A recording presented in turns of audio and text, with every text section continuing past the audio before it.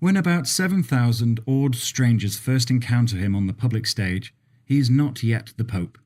But like a chrysalis stirring, something as astounding is already present in the man. Inside Stadium Luna Park in downtown Buenos Aires, Argentina, Roman Catholics and evangelical Christians have gathered for an ecumenical event. From the stage, a pastor calls out for the city's archbishop to come up and say a few words. The audience reacts with surprise, because the man striding to the front had been sitting in the back all this time, for hours, like no one of importance. Though a cardinal, he is not wearing the traditional pectoral cross around his neck, just a black clerical shirt and a blazer, looking like the simple priest he was decades ago. He is gaunt and elderly with a sombre countenance, and at this moment 9 years ago it is hard to imagine that such an unassuming, funereal Argentine being known one day in every corner of the world as a figure of radiance and charisma. He speaks, quietly at first, though with steady nerves, in his native tongue, Spanish. He has no notes.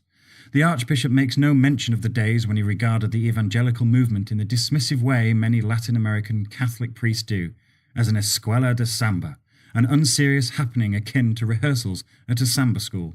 Instead, the most powerful Argentine in the Catholic Church, which asserts that it is the only true Christian church, says that no such distinctions matter to God. How nice, he says, that brothers are united, that brothers pray together. How nice to see that nobody negotiates their history on the path of faith, that we are diverse, but that we want to be, and are already beginning to be, a reconciled diversity. Hands outstretched, his face suddenly alive, and his voice quavering with passion, he calls out to God, "Father, we are divided. Unite us." Those who know the Archbishop are astonished, since his implacable expression has earned him nicknames like Mona Lisa and Carucha for his bulldog-like jowls. But what will also be remembered about that day occurs immediately after he stops talking. He drops slowly to his knees on stage, a plea for the attendees to pray for him.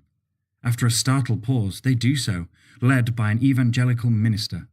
The image of the Archbishop kneeling among men of lesser status, a posture of supplication at once meek and awesome, will make the front pages in Argentina. Among the publications that carry the photograph is Cabildo, a journal considered the voice of the nation's ultra-conservative Catholics. Accompanying the story is a headline that features a jarring noun, apostata. The cardinal is a traitor to his faith. This is Jorge Mario Bergoglio, the future Pope Francis.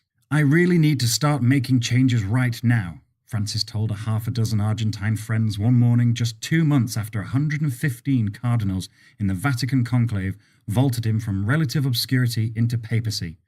To many observers, some delighted, others discomfited, the new Pope already had changed everything, seemingly overnight. He was the first Latin American Pope, the first Jesuit Pope, the first in more than 1,000 years not to be born in Europe, and the first to take the moniker Francis in honour of Saint Francis of Assisi, champion of the poor. Shortly after his election on March 13, 2013, the new leader of the Catholic Church materialised on a balcony of St. Peter's Basilica all in white, without the traditional scarlet cape over his shoulders or gold-embroidered red stole around his neck. He greeted the roaring masses below with electrifying plainness. "Fratelli e sorelle, buona sera." Brothers and sisters, good evening. And he closed with a request. What many Argentinians already knew was his signature line, "Pray for me." When he departed, he walked past the limousine that awaited him and hopped onto the bus ferrying the cardinals who had just made him their superior. The next morning, the Pope paid his bill at the hotel where he had been staying. For swearing the traditional papal apartments inside his apostolic palace, he elected to live in a 2-bedroom dwelling in Casa Santa Marta, the Vatican's guest house. In his first meeting with the international press, he declared his primary ambition, "How I would like a church that is poor and for the poor." And instead of celebrating the evening Mass for Holy Thursday, commemorating the Last Supper, at a basilica and washing the feet of priests, as was traditional, he preached at a youth prison, where he washed the feet of a dozen inmates, including women and Muslims, a first for a pope. All this took place during his first month as Bishop of Rome.